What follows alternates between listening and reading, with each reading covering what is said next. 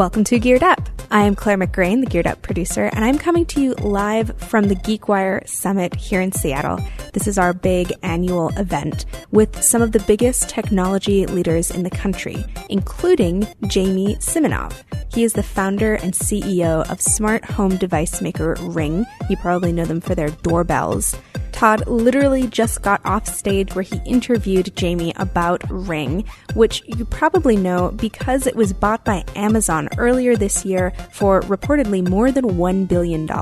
So instead of a traditional Geared Up episode, we are going to share that interview with you this week. We'll be back with our regular episode next week. And until then, here is Todd speaking with Ring founder and CEO Jamie Siminoff. Welcome, Jamie. Thanks. All right. So, Jamie, a lot of people, welcome to the GeekWire Summit, by the way. Yeah, it's great to have you here. So, a lot of people will remember you from a scene back in November of 2013. That's when it aired on Shark Tank, and this was you sitting there. The company obviously had a different name at this point, Doorbot. I want to start by talking about your entrepreneurial journey because it's been highs and lows, and the lows have been really low, and the highs have been really high. Take us back to this moment. This was just this one gives me like PTSD. I'm literally in the garage trying to build a hardware startup, which is basically impossible. We have 3 people. And I go on Shark Tank, we're completely broke. We need money to get this thing sort of to the finish line. And, at the bottom of your screen, you see Mark Cuban there. And I was convinced going on that I was going to get Mark Cuban to invest. And he literally it was so quick that he was just like, Jamie, blah, blah, it's great, but I'm out. And I was like, oh. And then I kind of went down the line, and everyone went out, and I went back to my garage, broke and broken. So it was a tough day. You had, I think, 8 employees at this point, something like that. Yeah, it was tiny. And you spent $10,000 to $20,000 on that set. Yeah, it was funny. So I'm on the Shark Tank producers are like this lady Kate, who I'm still friends with. I have this vision that we're going to have this door and this thing. And I'm like, that's amazing. I love it. Like, absolutely. I'm like, do you want it? Like, do you have any color? Like, what? And she's like, wait, you're building this, not us. And I'm like, are you serious? like, really? So we had to build this. Now, today they actually do the sets for the companies. But back then, you literally had to build your own set. And so we're in Los Angeles, so what do? You look in the yellow pages and you call a set builder. And so Dr. Wood came over, who is just this crazy guy. And in my backyard, he builds a full set. We still in the entrance of our lobby, that thing is still in the entrance to our lobby today. So you walk away empty-handed. What's that drive home like? And then walk us through that psychological process. I think this is where people want to hear that, I just knew I was going to make it. The drive home sucked. Because it's not even like when your office is in your garage, failure is like a double hit. Because you drive home to, get away from the thing, and you have, your 3 puppy dog, employees are sitting in the garage looking at you being like, what happened? And you're like, leave me alone. So, we just didn't have it. And, the good news was I was so over my skis. I was so over-invested in this thing. I had everything in it that all I could do was keep going. Stopping at this point was just literally, it was not, stopping was death. And so you just at least do the one thing that might not be death, which was going forward. And so it wasn't that I was a motivational person or had a real positive attitude. I just didn't want to actually die. And so I kept pushing it forward. So I want to talk about what happened after that, but let's go back to the original inspiration for this product. Do you see the I's, the O's with the little, everyone hated that. So this is a true story of invention. It's the classic entrepreneurial story because you were solving a problem. Tell us about the problem. So I had decided, much to the chagrin of everyone around me, that I was going to go in my garage and just start working on this list of inventions that I had. And so everyone thought I had lost my mind. And looking back, I probably had, because I didn't have the money to just go in my garage and work on inventions. And when I was in the garage, I was working on completely different stuff than this, and I couldn't hear the doorbell. And so I went out and bought one of those wireless doorbells from Home Depot. It didn't reach to the garage, thank God. And so I went on Amazon and looked like for a Wi-Fi doorbell, just figured why wouldn't just go to my phone. Didn't exist. So I built this thing, which, by the way, like, that's probably about the right size of it up there.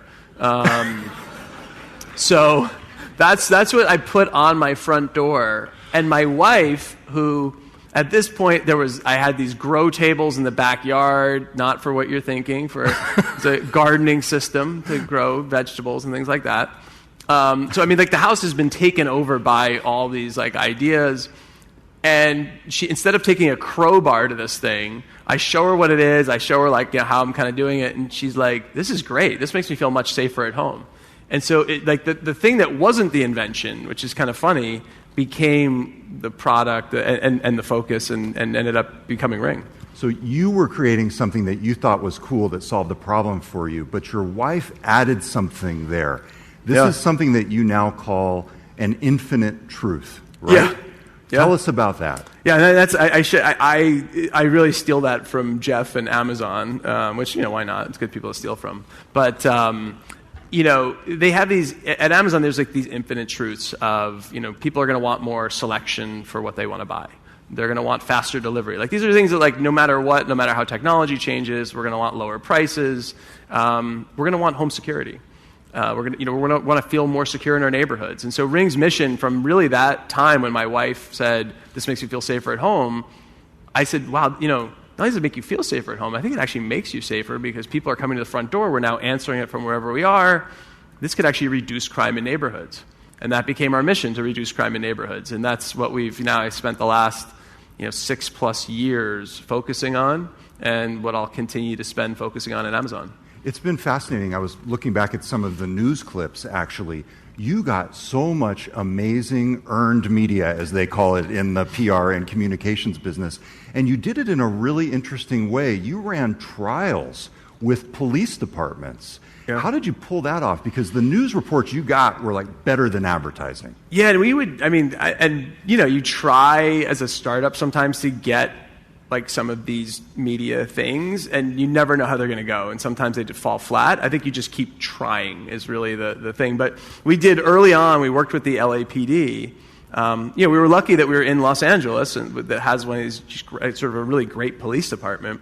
We were able to work with them, take a neighborhood, and we said we want to give rings to a neighborhood, and we want to cover the neighborhood and see how like that crime goes after 6 months.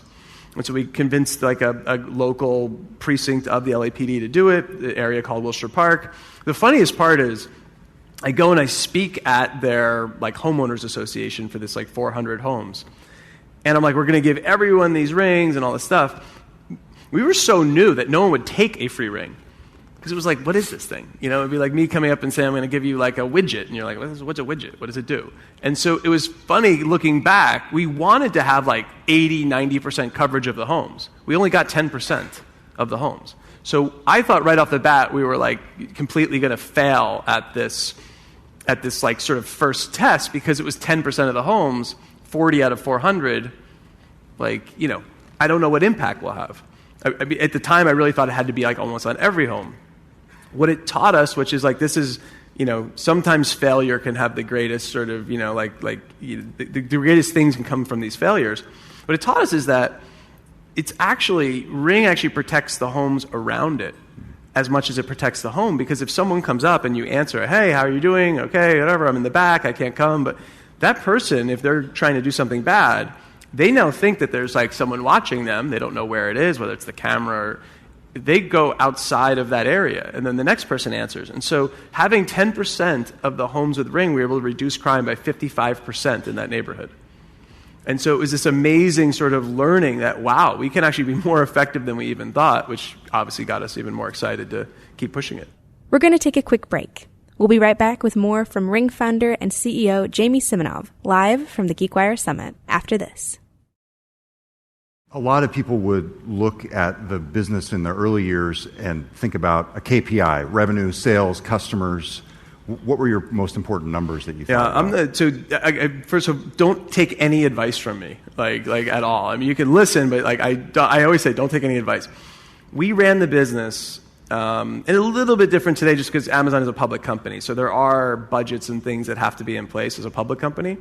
But really up until then, really no budgets and no KPIs. The only KPI we have at Ring is to reduce crime in neighborhoods.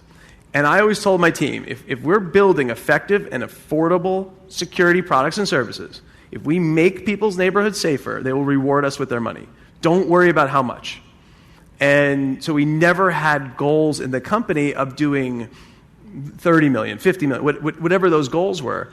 And I think we actually grew a lot faster because a lot of times when you're onto something that can get very large, the goals you're setting, because of where you're sitting at the time of setting the goal, are way smaller than the potential of the company. And so I think I would have set a goal like, in 3 years, let's do 50 million in sales. Yeah, and I would have been and I think if we had set that goal, we probably would have hit it, which would have been terrible because we really could have done 8 or 10 times that. And so it was interesting not focusing on the business in that sense, but focusing on the customer and the effect to the customer, and then sort of saying, like, if we do this well, the customer will reward us. When you think back to that time frame, the 2013, 2014, 2012 time frame, what was your biggest mistake? What would you have done differently if you could go back and talk to Jamie back then? Well, so I get obviously this question a lot, and it's it ended up really, as a great sort of outcome for everyone. So it's like hard to say like you made a mistake. One thing I say is like we should have raised a lot more money earlier on. And then one of the responses I get when I say that is, why didn't you? And I just sit there, because no one would give me the freaking money. It's like, trust me, it was like top of mind. I think it is extremely hard. People think it's like, you always hear these like, it's easier to do this nowadays. It's easier to do that. The truth is to build a real company, like a real 7 to 10 year, something that's going to impact the globe company, business, I think is always next to impossible. And I mean, the numbers kind of show that. There's very few, very large, above 100, 200, 300 million plus businesses that sustain.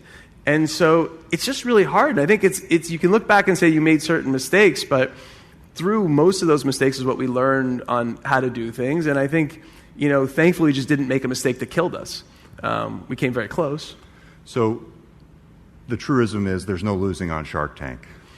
We had a 12-minute ad on ABC, if you look at it that way, giving us this unbelievable bump, in November of 2013. So yeah, that was pretty good. And one of the people who I know noticed was Sir Richard Branson. How did you connect with him? Because he became an investor in the company. That was, again, there's like so many surreal moments in building this business. And I'm in my, we had this little crappy sort of garage that I'd moved out of my garage into like a sort of a rented garage, basically. And we had almost, we had like 80 people stuffed in this thing. And I'm at like my little standing desk in like the corner. And I get this email from one of our customers that was at Richard Branson's island. And he said, Richard, I just get this email that says Richard copied wants to get rings for his friends and his family for the holidays. Richard. Yeah. So I'm like, and I, at this point, like, we're getting a little bit of success. Like, we're just starting, but like, and people would say like, hey, what's the discount if I buy 10? And I'm like, oh my God, like, this is like a lot of work to sell 10 units. And so I'm thinking like, great, thanks for copying me with Richard. And I look and it's like, XYZ email at Virgin. I'm like, this is Richard Branson. So we start emailing back and forth, and he's like, oh, I love it. And, and I kind of hooked him in. I mean, I did this on purpose, but, I'm like, oh, and you're going to really feel good about giving these to your friends and family for the holidays because it's going to make their homes safer. And he's like, a doorbell makes it safer? I'm like, actually, we just did this study, and we hadn't actually released the Wilshire Park study yet, but I had like an early video of it. And I just watch this, Richard, And then he's like, next email back, like, can we invest? Yes.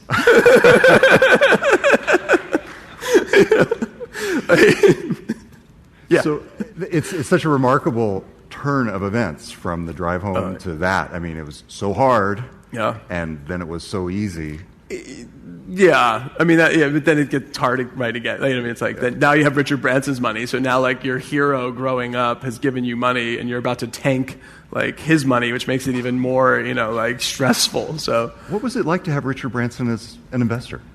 He's like amazing. He really is like an amazing human being. I mean, he's a great person. Every time I talk to him, he put a pretty significant check in. I think it was his largest investment in a non-Virgin company, like something that he wasn't like directly doing. And so it was like a decent investment, even for someone as wealthy as him. We'd talk, and he would never ask me how things were going now. It was like, what are we going to do in 10 years, in 20 years? And we'd talk about all this great stuff, and I'd be like, you know what we're really going to do? No one knows this. We're going to do this. And then he'd go to a conference and say it right after that. And luckily no one would ever pick up on this stuff, but he'd be like, oh, and Ring is doing it, blah, blah, blah. And I'd be like, oh. And no one would ever, just like kept, just never got picked up. It's all good. So you get that investment. He's able to go back on the Shark Tank, revisit and taunt Mr. Wonderful. Which was and it's very fun. It's all good. Tell us the story of how you got on Amazon's radar, because this was a story, there was not actually an official press release when the Ring acquisition was announced. There was a press release when it was confirmed and completed. Yeah. But so we don't really know the story, the behind-the-scenes story of how Amazon met Ring. So and again, this is one of those and I get a lot of people that call me and say I want to sell my company at Amazon. What do I do? And I'm like, well, start today, and in 4 years you might have the opportunity to do that, because we literally for 4 years we were doing and not trying to sell the company Amazon. We were working with them on, we were around the front door. They were around the front door. They were in the home with Alexa. We had cameras that could talk to you, and so. It was working with them for a long time and building real relationships where we realized that Amazon, very similar culture to Ring. Amazon, one of the core tenets of Amazon is starting from the customer, working backwards. At Ring, we were always starting from the mission, which was to make neighborhoods safer, and sort of that drove everything, which is really that same sort of. So we had a lot of these similarities, and I think over time, Amazon got to watch how the mission and how I built the business, and they liked that. I liked what they were doing and where we could help, and it really just kind of came together very naturally. It wasn't a force. It wasn't a competitive bid where we were trying to maximize it, and I had all these other bids coming in, and we chose. It was really, I wanted to continue to build the business. And Amazon is one of the greatest acquirers, I think, ever in the world of allowing companies to still build and be impactful post-acquisition. If you look at their history of even companies like Audible and IMDb, and there's Zappos. Old acquisitions, Zappos, Twitch, that they've just allowed to continue to be great, impactful things in the world with founders still there. And I didn't want to leave. I wasn't looking to get a cash out and go somewhere else. I really wanted to stay and build and keep doing this. But Amazon now gives me this sort of foundation to do that with. Okay, we're going to take one more break. When we get back, we'll hear about Ring's plans for the future, including how it is integrating with Amazon and the company's Alexa products. That's right after the break on Geared Up. I've always been struck by that arm's length approach that Amazon takes, and I think that they really brought that into the bulk of what they do with Zappos and Tony Hsieh. But it's also interesting because you were just up here in Seattle for the big Alexa rollout with the new Ring stick-up cam, and I've actually got this. This right here. Yeah. $180, available on Amazon.com. It's available now. It's available now. It is available. But you're there, and this is Alexa enabled, in contrast with your security system, which was announced at CES earlier this year, which is not natively Alexa. So clearly, you're working with the Amazon team. How does that relationship work if it's arm's length, but also integrated into their product announcement? So what's great about Amazon, it's not arm's length in terms of, it's not like we can't integrate with them. It's that Amazon, it's almost like a one-way street where we get to, as Ring, kind of, say, hey, listen, we want some help here. We'd love to integrate with this, versus the big company coming in and saying, here's what you're going to do for the next year. Here's what you're going to do for 2 years, and forcing us into that, which I think a lot of companies, when they acquire, that's what they do. They just immediately come into this great little thing that was building, and they just like suffocate it. And so it's the opposite, where we get to go and say, listen, we'd love to have our cameras Alexa-enabled. Our alarm now is Alexa-enabled with Alexa Guard, which we also announced. One of the 70 things that was announced on that day is that you can now, you can say, Alexa, arm my alarm, and do that. And so we are now able to integrate those products in a way that's, customer first and allows customers to have the best experience with both, Amazon products as well as other third-party products. So you have a fascinating competitor set, many of them well-known, Nest, owned by Google. And I'm trying to think of a way to phrase this question in such a way that you're not going to tell me that you don't focus on competitors. Because I know that is the classic. I think they might train you when they bring you on board to say, we focus on customers, not competitors. At any rate, when you look at the competitive set, what scares you? What do you look at and say, we need that, why aren't we doing that now? So I think I'll say it in a little bit different way that's probably PR friendly, but... okay. But it's what I always said to our team. We had some core things at Ring, and one of them was, and this is from day one, do not look at the products that look like ours and say they're competition. They're not. Our competition is someone who has bought our product, takes it home, does not feel that experience matches their expectation of what a product should be, and they return it. That's our competition. And that is your competition. When you start to focus on the thing that looks like your product, that is, I believe, when you go underneath. It's when you start to become a me too, and it's when you stop innovating for the customer. And our competition was Apple, because that is the customer's expectation of what a consumer electronic product can be, and we had to match that in fit, finish, feel, brand, packaging, customer experience, everything, so that you don't take it back and return it. So your title is still Chief Inventor. Yeah. Talk about the evolution from Doorbot to these products, the current Ring, some of them. Yeah. This is because you've got an array of things now, but talk about the nitty-gritty technology here. What's changed in the time since you created Doorbot, and what are the capabilities you're able to do here because of those changes? I mean, as you get... Consumer electronics is definitely a business where scale matters. Access to technologies, access to expertise. I mean, all these things really help. And, as we grew, we were able to get, with a defined mission, which kept us very focused, because it's also a place where you can just go willy-nilly and crazy. And you see that with some products where they just go so wide. It's very easy. I always say it's easy to add the espresso machine. You get these products that they have, like, they do X, Y, Z, whatever, and I'm like, where's the espresso machine? Like, does it also make coffee? Because it's like, you've just added all this crap into this thing that doesn't help a customer. And so I think having a very focused mission, I could tell you about every single feature and you break that product apart and do one of those really cool, when they do those like 3D things where they break them apart. I can tell you about every single piece and why it was added, why there's 3 passive infrared detectors in the battery one instead of 1, because of how you can do better motion detection and better false positive detection. On the floodlight cam, how we have 270 degrees of motion on the bottom, which actually shapes why that thing has this sort of a little bit elongated look. On the alarm, why we did certain choices on the way we did the wireless and the repeaters, and so all of that shapes the product. And I think that's the important thing. Again, whether it's Amazon, how they say it customer backwards, whether we say it is mission first. But I think when you're doing anything, it's so easy to just go so wide and build something that doesn't have any benefit to anyone.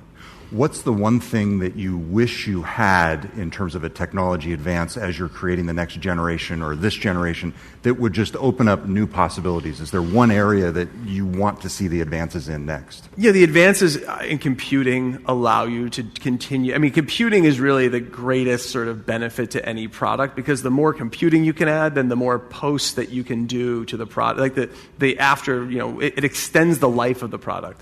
Because I can still, Tesla with firmware upgrades on a car, like the firmware upgrades, all that stuff stops when you max out the CPU. And so the CPU, I'd say, is really the number one thing. The quality of cameras now, 720, 1080, 4K, like you're starting to get to a point where it doesn't, more is better, but it's not that much better. Like the difference between QVGA and VGA and 720, those are big. As you start to get into these 4K and 5, it's less important from the security aspect. It doesn't have as much of a leap. And so I think the CPU stuff that, especially going into the smaller form factor, lower cost devices, that's going to be a big game changer. What's the future of the Internet of Things? If you look 3-5 years out, obviously this is a key example. It's a connected device that's not a computer or not a classic desktop computer in the sense. What's the future of this whole ecosystem? I really think the future is that it's just like in every business. I think everything boils down to pretty simple things, which is the products that truly give you value will be extremely successful. The ones that come out because they can will fail. And I think that's what we've seen over the last couple of years. We'll continue to see it. And then what I think we'll see is we're going to have a lot of different things that are connected that are now giving you value. And then I think it's going to be the over-the-top value that you're going to get from those that are going to be super interesting, like living in place. So as you get older, living in place, my mom in the winter lives in New Jersey. There's a floodlight cam on her back patio. She goes outside to beat the snow off the bush. It's crazy, but she does it. But my brother, who lives down, pretty close, gets the alert on his phone. He gets to see it. He sends me the video so we can laugh at it. But he gets to see it to make sure she's okay. She's alone living there. The floodlight's not there to allow her to live in place, but it is helping with assisting to allow her to live longer in her home. And I think that's where these benefits that will come from these products, true benefits, on top of the initial benefit of why you purchased it. So that clearly is one of the benefits. It was fascinating to see the reaction to Amazon Key. I believe this was prior to Ring being acquired. People were really creeped out by the idea that it would use a camera in conjunction with a door lock to allow somebody into your house that was affiliated with Amazon. What were the lessons that you took from that as somebody making a somewhat related product, and do you see limits there on the ability for consumers to adopt these devices based on privacy? I think it's a few things. One is, and this is what I do love about Amazon, they will try things that no other large company will try. Key is, I think, a great example of something that I believe many other large companies would never take the chance on to try and learn from. And you need to keep trying and learning in a way that's obviously protecting your customers, but in a way that does this. Give the customers the choice. Let them figure out what they like. Because as much as Key had some of that, on the other side, Key's actually very successful in the customers that have it. They love it. And I think it's learn from that and then make the variables of bring yourself back so that every customer can have the choice of what's the best way that they want to, for example, secure a package. Because everyone's going to be a little bit different, and then give the choice.